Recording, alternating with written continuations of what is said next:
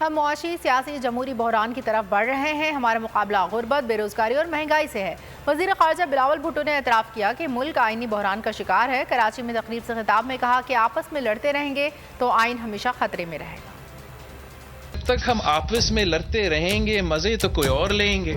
آئین ہمیشہ خطرہ میں رہے گا، جمہوریت خطرہ میں رہے گا اور ملک ترقی نہیں کرے. مجھے جو خدشہ ہے کہ ہم اتنا ایک بحران سے گزر رہے ہیں، آئینی بحران، سیاسی بحران اور معاشی بحران. معاشی بحران پہ ہم آئیں گے، ہم کیا کہیں گے عوام کو؟ اور جیسے ہم آپس میں لڑتے رہیں گے عوام کے مسائل میں اضافہ ہوتا رہے گا. پاکستان پیپلز پارٹی کا موقف ہمیشہ یہ رہا ہے کہ نیب بنا اس لیے سیاسی انجینئرنگ کے لیے، غیر جمہوری قوتوں کو سپیس دینے کے لیے، الیکٹڈ نمائندوں پہ وہ تلوار لٹکانے کے لیے، اور اس لیے اس ادارہ کو بند کرنا چاہیے.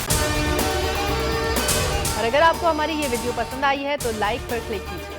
امپورٹڈ حکومت اور ان کی حواریوں کی عدلیہ کے خلاف ہرزہ سرائی. مریم نواز کی عدلیہ اور فاضل جج صاحبان پر شدید تنقید. اس گھناؤنی سازش کو بے نقاب کرنے پر بول کو ایک دفعہ پھر نشریات کی بندش کا سامنا کرنا پڑ رہا ہے. بول عدلیہ کی عزت کے لیے کھڑا ہے اور کھڑا رہے گا.